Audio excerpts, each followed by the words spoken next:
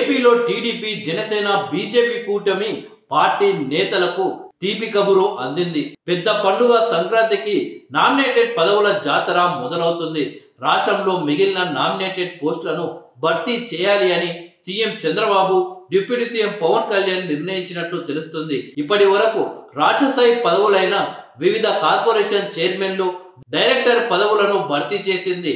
ఇక జిల్లా, నియోజకవర్గ స్థాయిలో ఉండే సహకార సంస్థలు, మార్కెట్ కమిటీల పదవులను కొత్త ఏడాది జనవరిలో భర్తీ చేసేందుకు ప్రభుత్వం సన్నాహాలు ప్రారంభించింది.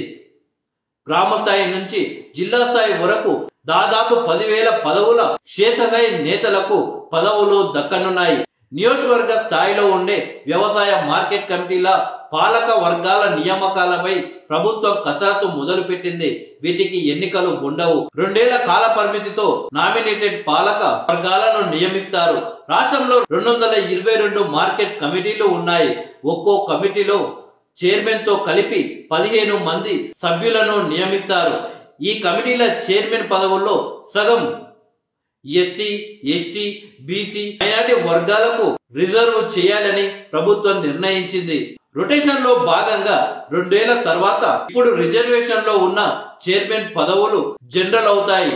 ఇప్పుడు జనరల్ లో ఉన్నవి రిజర్వేషన్ లోకి వస్తాయి. వందల సంఖ్యలో మత్స్యకార సొసైటీలకు కూడా నామినేటెడ్ పాలక వర్గాలు నియమించే కసరత్తును సహకార శాఖ చేపట్టింది.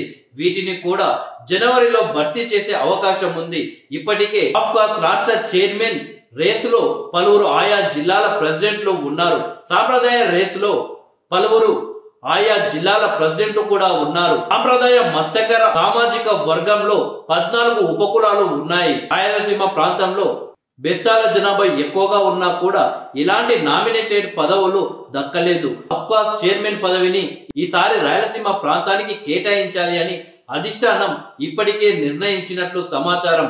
పార్టీ కోసం మొదటి నుంచి కష్టపడిన వారికే ఈ పదవిని ఇవ్వాలి అని నిర్ణయించినట్లు తెలుస్తుంది. గొర్రెల పెంపకందారుల సొసైటీల పాలక వర్గాల నియామకాలపైన ప్రతిపాదనలు స్వీకరిస్తున్నారు.